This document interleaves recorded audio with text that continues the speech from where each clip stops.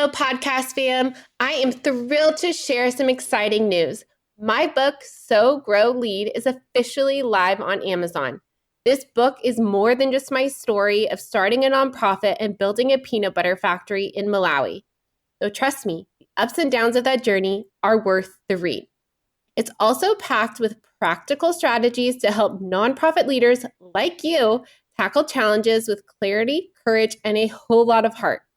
If you've ever wondered how to turn your vision into reality, navigate the inevitable hurdles, and build something meaningful, whether in your organization or in your own life, this book is for you. I'd be so grateful for your support in spreading the word. Grab your copy of So Grow Lead in the show notes and on Amazon today. Let's keep sowing seeds of impact together.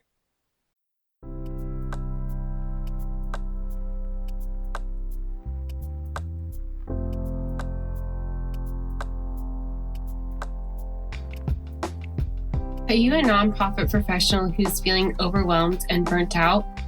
Well, welcome to the Lead with Heart podcast. I am your host, Haley Cooper.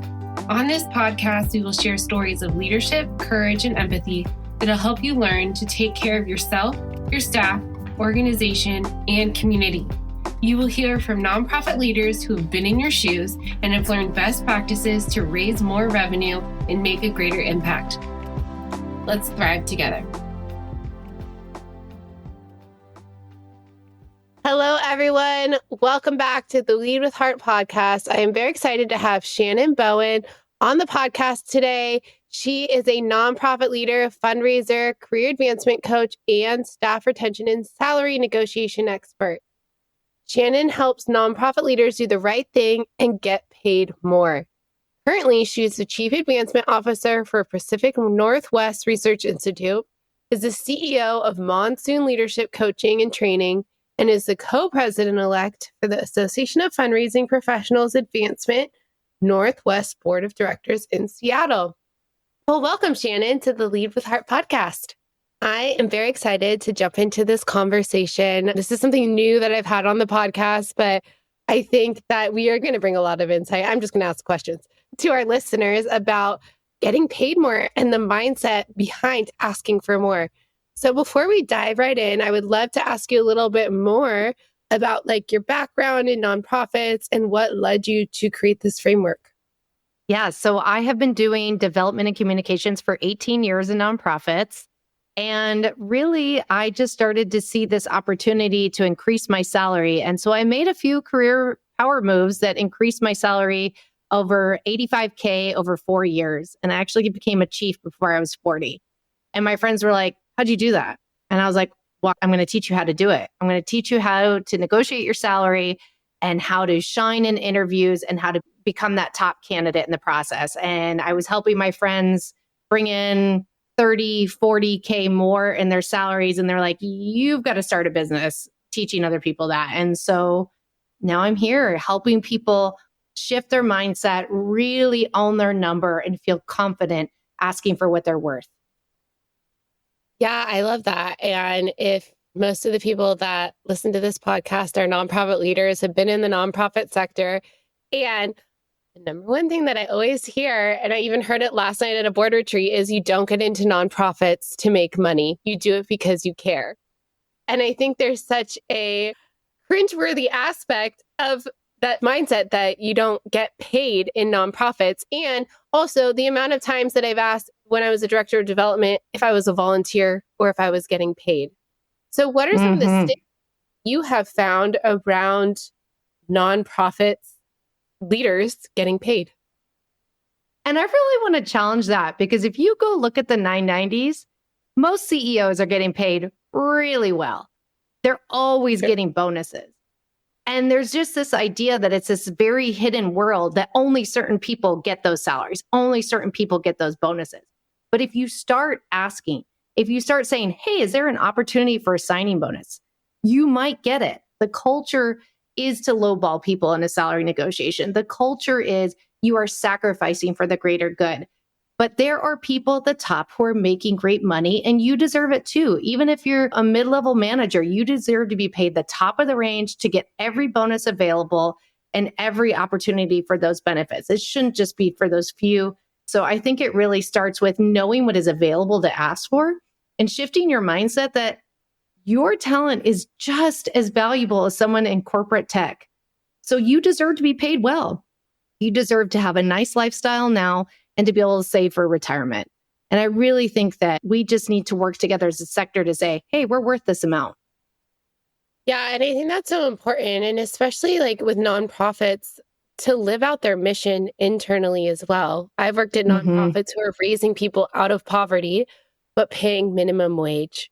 And so if Oh, you're I know. operating in a scarcity mindset of showing up to your work, you're going to be less productive because you're worried about how you're going to pay your bills. Because if your mission is to lift people out of poverty, your people are part of the community as well. And you have to be able to support them. We should be paying people at a rate that beats inflation, that they have enough room in their salary to save, to max out their 403Bs. Like we need to be investing in our staff today and also helping them build a long road for their future. What are we going to do? We have a whole generation of people burnt out and no retirement savings. What does that say about our sector? Where's the mission in that? We can really shift that right now by paying people prosperous wages, building in annual salaries, building in bonus structures that really help people feel valued and can live a prosperous life today. We deserve that. We work really hard and we create a lot of beautiful impact in this world. I definitely agree with that. And before we hopped on this call, we talked about the mindset that comes around with feeling worthy of asking for more. So, what are some of the challenges that you see nonprofit professionals face when it comes to negotiating that salary? Yeah, there's so many. I often get these kind of frantic calls of, oh my gosh, I have this meeting coming up and I have to negotiate my salary and I don't know where to begin. And then I get on the call with them. And the first thing that starts to come up is past trauma from previous organizations where they were bullied, devalued, neglected, and it has eroded deep their sense of self-worth. So first we have to unpack that, heal that, and then say, no, now we're going to ask for that number. It might be scary to say 100K. You're going to say 100K because that's what you should ask for. And we're going to practice and build confidence in that. I think people are like, well, I don't want to have confrontation. I don't want it to be an argument. And it's not. You're coming together as collaborative partners to solve a problem. You both want this new position to happen. You both want this work and this impact to be created. And you have to figure out a number and a title and a system that works for both of you. And if you come to the table as partners, you will leave with a package that you're happy with. And so I think really shifting those mindsets, and that the biggest one is that talking about money is taboo. Even as fundraisers, which we talk about money all day, but we feel so worried about talking about money as it pertains to us. And so I'm a big believer in sharing your salary with your peers. I just did an anonymous salary survey that we're announcing the results this Friday. And that's the first step, sharing your salary, talking about, what you're getting in benefits and 403B match and PTO hours, sharing that, because the silence doesn't help anybody. The silence just helps the inequities thrive. But if we can really start building that transparency, we can build pay equity. Yeah, I definitely agree with that. And if you have a link to the survey, we'll make sure to link it in the show notes because I'd be interested to see the results of that survey. As we talk about some of the challenges in terms of past experiences that we've experienced in the nonprofit sector, are there any common trends that you have seen throughout professionals that you coach? And how do you help them through to get to that point where they feel confident in asking for more? Yeah. So in my past life, I was actually a ballroom dance teacher and I taught nervous wedding clients. And weirdly, it's very similar. Everybody thinks they should know how to dance with their partner, right? I should know how to use my body. I should know how to dance in sync with this person I'm choosing to marry. And it's not that easy, right? We don't walk forwards and backwards holding each other. It's very strange. And so it's a lot of kind of working through those mindsets. Sometimes there's shame, sometimes there's embarrassment, to find the joy and to find the connection. And I actually find that salary negotiation is similar. There's usually shame. There's usually embarrassment. There's past hurt. There's just fear to say confidently, I'm looking for a salary of 125,000. How can we work together to get as close to that number as possible? And that brings up a lot of anxiety for people. So I think that common experiences that I'm seeing as people have experienced bullying, been devalued, people have asked for a raise and been denied. It happens. You're not going to get it every time you ask for it. But by building the confidence to ask for it in a way that you feel proud of how you showed up in that negotiation, you're going to be even more prepared for the next time because you have to ask every time. Nobody's going to give you a raise in 99% of the situations. You have to ask for it. So building that skill is a lifelong skill that you will use over and over again. Yeah, I think that's so important to reflect on those. And I think on the flip side, staff retention is critical concern for many nonprofits. I want to unpack that. Anyways, the staff retention is so critical for nonprofits. And as a fundraiser and just a nonprofit organization, we have to be good stewards of our money because high turnover equals high cost fundraising. And so in terms of the responsibility of the organization, like we talked about before, can you share some effective retention strategies that not only keep employees engaged, but well compensated? Yes. And I'm actually hearing about some newer ones lately, which I'm really excited about. I'm hearing more just time-based retention bonuses. So whether it's a year or I had a friend reach out and tell me about they were finishing a fundraising campaign and they were offering 3-year retention bonuses to keep the fundraisers through the campaign. I love that we're starting to see bonuses that are not tied to performance, which can get tricky and subjective. But I love these just time-based retention bonuses to keep people during really key moments of growth and organizational change. I think that we're also seeing more offering of PTO.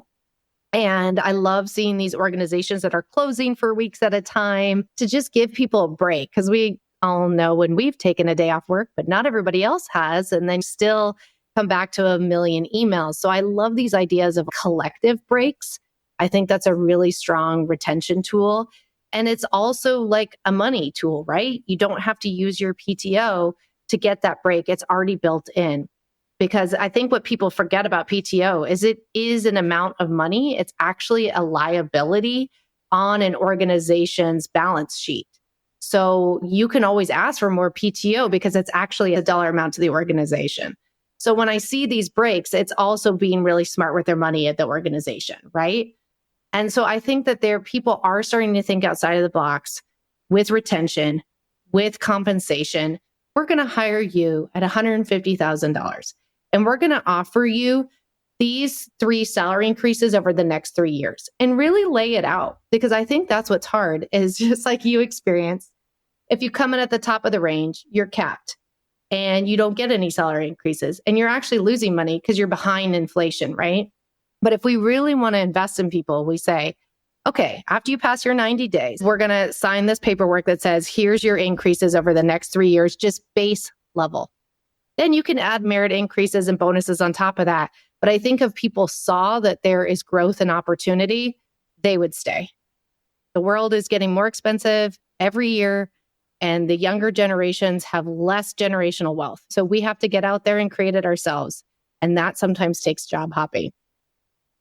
Yeah, and I think that's another issue that a lot of nonprofit professionals face is that upward trajectory or seeing that upward growth. And I think, like you said, if you provide that from the get-go, that can help people see a vision at the organization and how they can grow into those positions. I would love to know if you could clarify something for me. So as a CFRE, although I'm letting it lapse, I technically I can take a bonus for my job, but I can't take compensation based on the money I raised.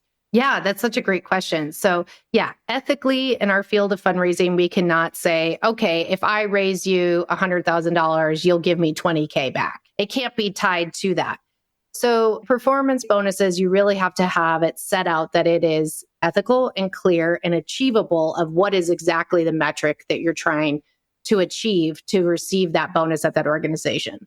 So exactly the example you listed out is not an ethical one, but you could say, okay, if you meet the fundraising goal in the budget, you will get a 10% bonus. And then if you increase it by this amount, you get this much more or this much more. And you can set that out with your CEO or with your board and really sit down and figure that out together. But I always encourage people, get it in writing, make sure you agree with it, and almost sign off on it like a contract, because you don't want to come back a year from now and be like, well, these terms are totally unachievable, or we didn't get it in writing. And now they're saying, I don't remember that conversation, which happens.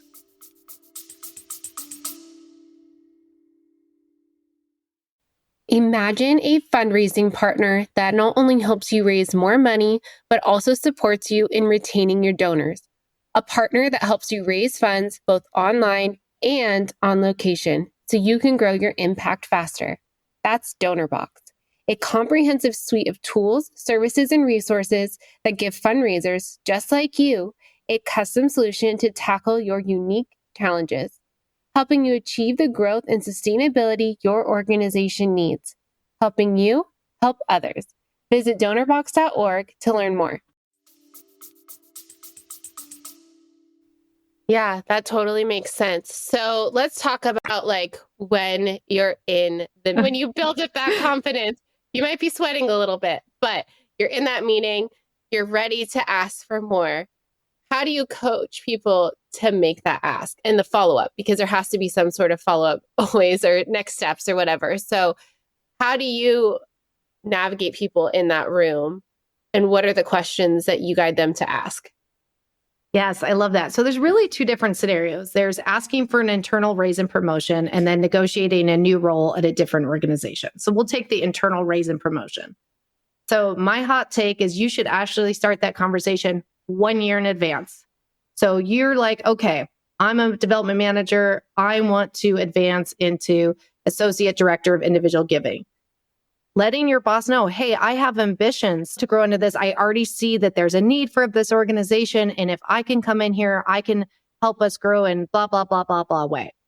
And then what you want your supervisor to do is provide you those stretch projects that show that you can do this more advanced role and prove to the higher ups that you're ready for this. This also gives your supervisor enough time to take it up the ladder, get approval, and also write in your raise and promotion into the budget.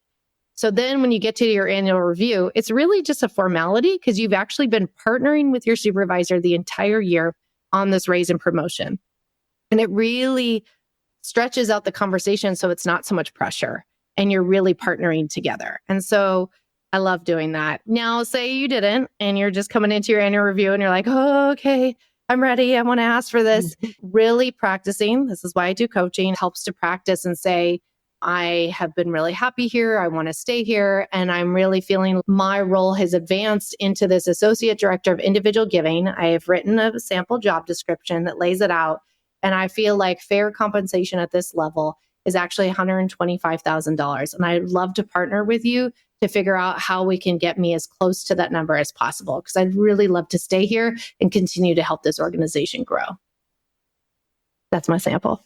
Yeah, and I think that's a great sample that people can reference and use on the podcast. So we talked a little bit about, okay, let's say you get rejected and there's just not opportunity for that growth trajectory and it feels icky. And maybe it's a result of a lack of psychological safety within the organization or just a lack of, how do you navigate the conversation of, do I stay and wait for another time or do I leave? Oh, you leave 100%. They don't see your value in that higher level. It's time to go because you've already decided for yourself that you see your value at that higher level. So you're doing yourself a disservice to stay in an organization to that what they see as your value doesn't match your inner value. Someone else out there is going to want to pay you that and more. So they showed you exactly what they think, and you have all the data you need to start planning for your exit plan. And I always tell people in that situations, you just do what you need to do, but you need to start healing your spirit and you need to start preparing for a job search, which is very intense, right? You have to perform over and over again in interviews and be the most confident, charming person you've ever been. And that's really hard when you're grieving. You have to grieve that loss that you advocated for yourself and they said no. And it has nothing to do with you. It has everything to do with our culture that we treat people like expendable and, that we don't know what's going on in that organization. But it doesn't matter because you have to do what's right for you. They showed you, okay, this isn't going to work. So you'll go find something better that does work for you. I think you made such an important point about taking that time to grieve that loss and like showing yourself that you did it and taking time to realize like all the factors that were involved that don't necessarily reflect you as a human being. You are still worthy of that compensation. You are worthy for asking for more, and it's okay to grieve. So how do you help your clients during that grieving process? What are some of the tools that you give them to navigate that loss? I think the number one thing I do is give them just permission to grieve. I think that we really dismiss the emotional weight that our work brings to our lives. It's just work. And it's no, this is where we bring our talents and we derive a lot of value through our work. And so when you have a value misalignment like that and you have a negative experience, it cuts deeper than we really want to admit. So I think taking time to grieve that, whatever your grief process looks like, it could be a glass of wine, it could be French fries, it could be journaling, it could be a walk. I'm not going to judge you. Whatever it is, your grieving process, and you want to feel it, and then you want to heal it, and then you want to move on because you don't want to give any more to this job and to this supervisor who doesn't value you. Life is too short. And we spend way too much time at work. And there's so many other workplaces out there. And you deserve to feel good at work. I don't know if I believe in a perfect job. There's jobs out there that you can feel like yourself and be satisfied and versions of happy. I think we have this dream of a perfect, happy job. That's pretty hard to come by, but I hope you like this for the most part. I love that. And I just wrote in my journal today, reveal it to heal it or feel it to heal it. I love that. We have to process it in order to be able to heal it, or we're just going to stuff it down and bring that into our next workplace. And I think I utilize the EMC leadership framework, which I'm trained in, and we have a whole process of a reconnection form that really helps you identify like those raw spots and those emotions that came up. And in those conversations, like, what was your fear about yourself? What was your fear about your relationship to that person? What was your fear about the organization?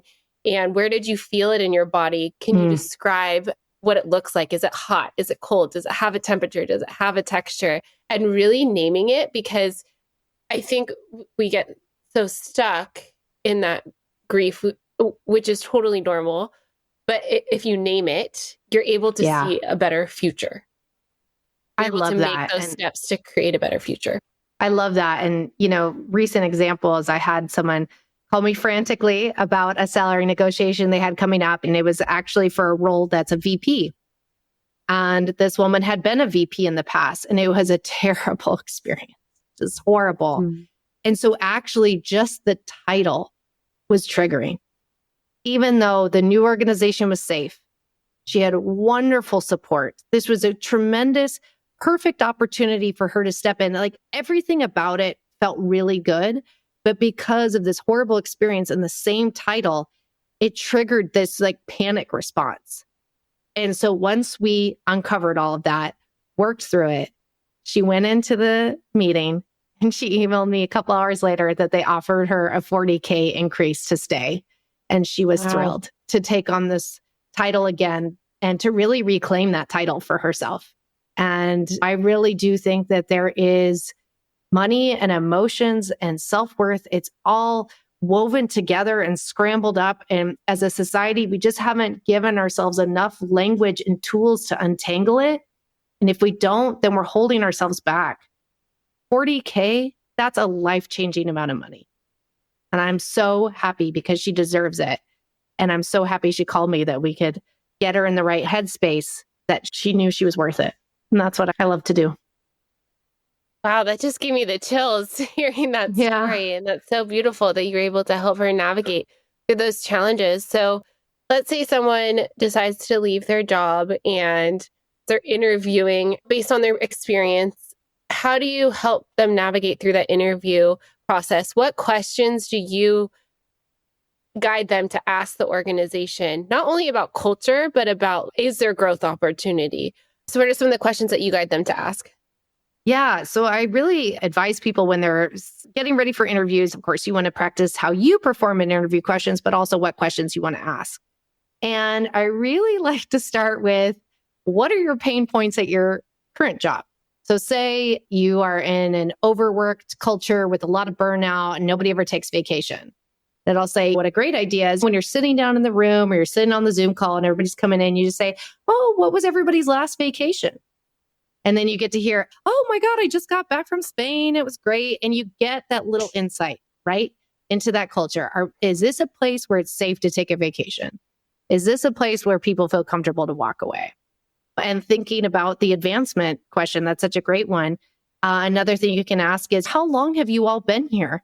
Have any of you advanced in previous roles here? Because if there's, oh, I came on as an intern and now I'm a senior manager. Okay, that's a really good sign. That's a team you want to be a part of, especially if you're coming in as a manager and that's one of your values is to grow your staff. You want to ask around to see if other people are doing that because you want to have that values alignment, or you're not going to be happy and then you're going to want to leave because you're interviewing them as much as they're interviewing you. Yeah, I think that's such an important point. What you just said is you're interviewing them just as much as they're interviewing you. And some of those questions can really reveal a lot. Like you said, what was your last vacation? You really get to understand the dynamic in the room and feel out if it's the best fit for you, or if it'll be added value to the way that you want to lead or the mission that you set out for your own personal goals. And let's say you get the interview, you get the ask. And something that you said earlier, and I've had this in my career, and I know that my husband works in startups. So there's different ways of compensating. And I've had it, well, I'm not going to pay you $5,000 more because your benefits add up to that $5,000.